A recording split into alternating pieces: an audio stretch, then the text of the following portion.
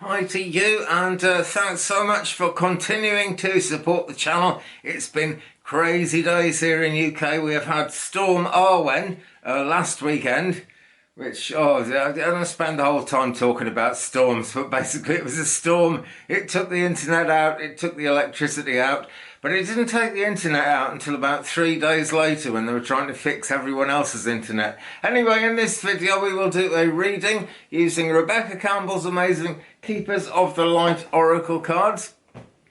Seems like fun. I always ask to be guided to a deck to use, and this seems to be the one I am meant to use today. So we'll have a shuffle and we will then turn over the top 3 cards and we will see what comes. As always, you can pick a card. That's the way we like to roll on this channel.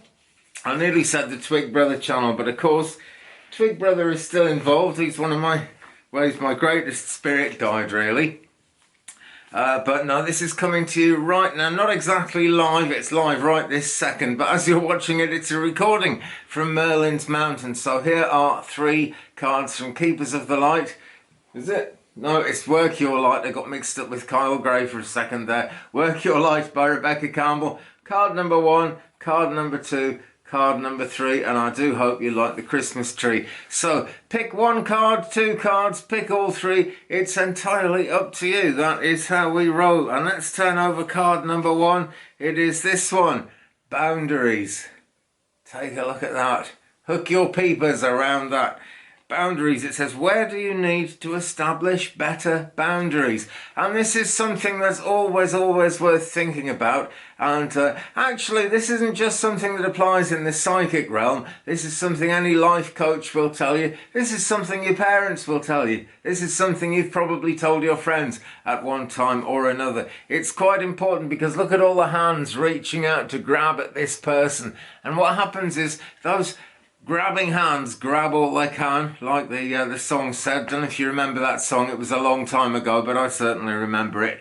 And basically, to quote another song, so many fingers pull at the fabric of your dreams. And your dreams, the things you want to achieve, are super important. There is nothing selfish about following your own path, following your own heart, following your own dreams, regardless of whoever's trying to crash through your boundaries. Because when you do that, you're more in tune with yourself, you're more in tune with the angels, and you're more in tune with the person you are meant to be, the person you are made to be. So think about those boundaries. Where do you need to set boundaries? We all need to set them somewhere. I'd like to set a boundary with the weather, actually. But that unfortunately isn't possible. But if you get my meaning from that, you know, the weather can turn your life upside down. So can other people trying to crash through your boundaries. So, you know, put yourself first a little bit there. Okay, you'll actually find you're better able to help other people by doing that, establishing better boundaries. So that's card number 1. Card number 2 coming your way, Anna, grandmother of Jesus. And this is where it gets very mystical indeed. There she is in her amazing, so look, this colour of purple, it's the amethyst, you know, vibe, but it's the lilac amethyst vibe. And if you don't know, and I'm sure a lot of you do know, if you don't know, lilac amethyst is a very gentle healing energy, and it's very good to use when you're giving healing to someone who may be very ill, maybe very elderly, maybe on the frail side, or, you know, anyone at all who needs that healing to come in a gentle way. And let's face it, you know, healing wouldn't be quite so good if it's like being smacked in the face with a frying pan, would it? Anyway, Anna, grandmother of Jesus, it says, seeding the light, laying foundations, divine plan.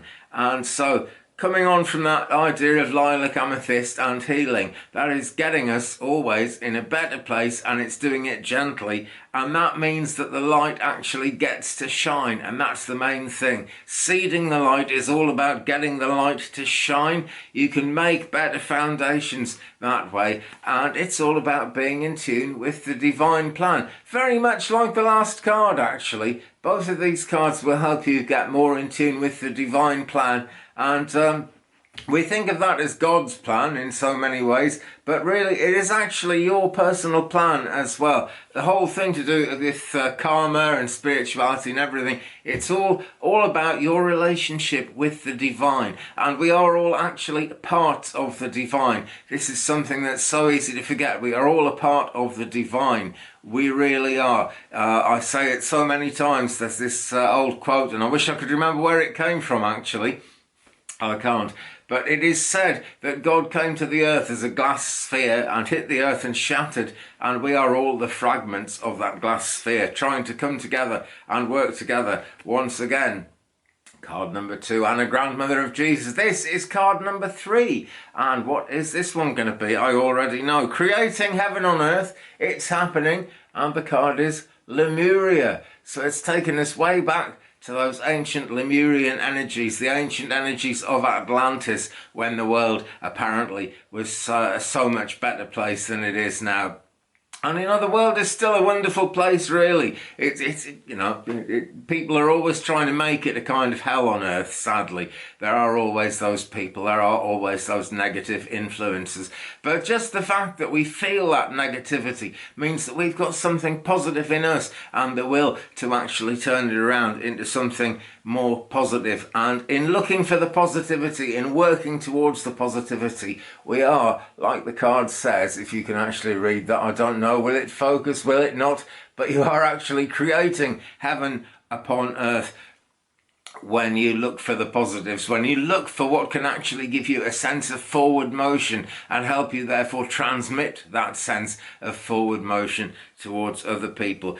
So creating heaven on earth, and it also says it's happening. Okay, it is happening every minute of every day of every week of every month, year, blah, blah, blah. It's always going on.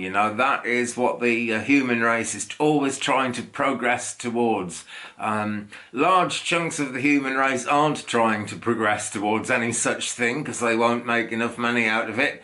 But what they don't see is that money would become irrelevant if we had a more kind of spiritually in tune world there, really. But yeah, I'll show you it again. Lemuria, creating heaven on earth, it's happening. And just look at those heavenly images there. I love the colours of this deck. They're kind of pastely, smooth colours. And they seem to be coming out quite well in this video. And I'm not using studio lights. It's a nice bright winter sort of day outside there as we get into December, and this is actually the first video of December. Anyway, I hope you got a lot out of the 3 cards there. Now then, if I remember, I'll timestamp this and there'll be a little break here. There's something else I really want to talk about. This is a rabbit hole I went down on YouTube yesterday. I worked really hard in the garden. I was exhausted by last night. I wanted to do a live actually, and I would have done, but the internet is just not supporting lives at the moment because of this massive storm we had. So I watched some videos and I went down a rabbit hole of what they're calling dead internet theory. And this all relates to artificial intelligence. And it relates to something that I've been saying for a while. I've mentioned in previous videos.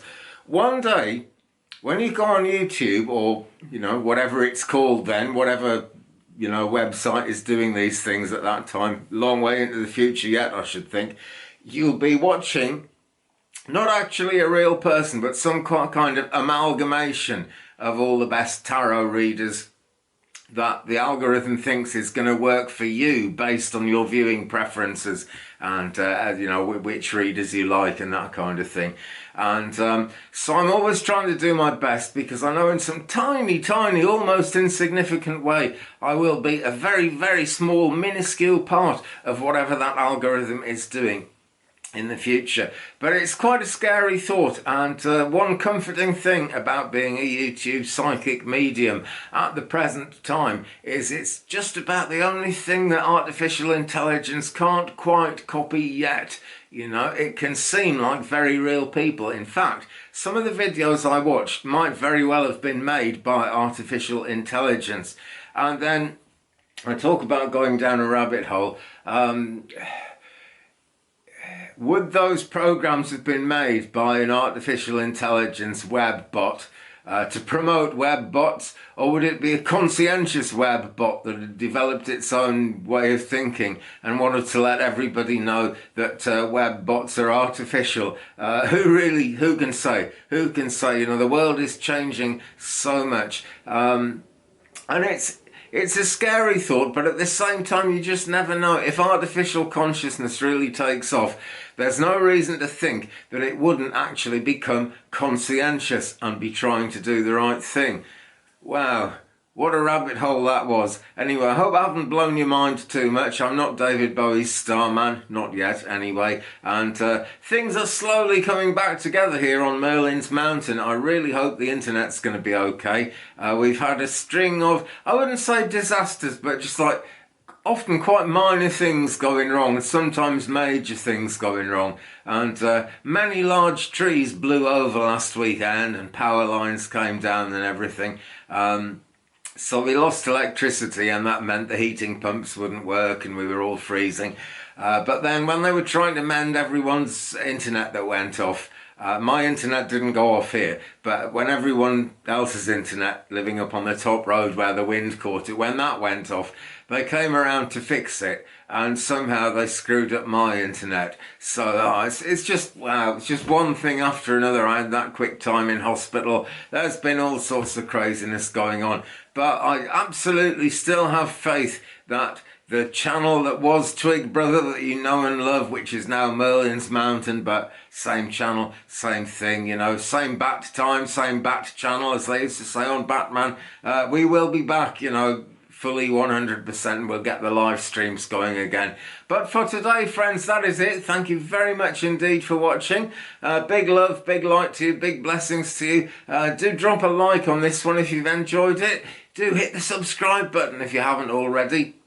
And actually, even if you have already, please check to see that you are still subscribed, because YouTube is constantly removing subscribers. I've been doing that. I found this out down my rabbit hole last night as well. YouTube have been actually removing subscribers from channels randomly since about 2014, when they became worried that their algorithm would actually end up promoting artificial intelligence over real presenters, which, well, at least that's their story anyway. But that apparently is why they remove subscribers. And that's why things happen, like my average view duration is about half the video. Yet I can tell from the comments that most people watch them through to the end, but YouTube says people only watch half of it. It's just all trying to make you feel disheartened, I suppose. But keep looking up, folks. Keep being happy, because life is all about being happy. I didn't do Christmas trees for years and years, and then one day I thought, well, why not? It's cheerful.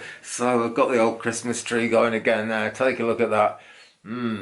Okay, so reasonably Christmassy video. I hope you enjoyed it. I will be back with more very soon. Thanks for your patience, and so see you soon. Peace.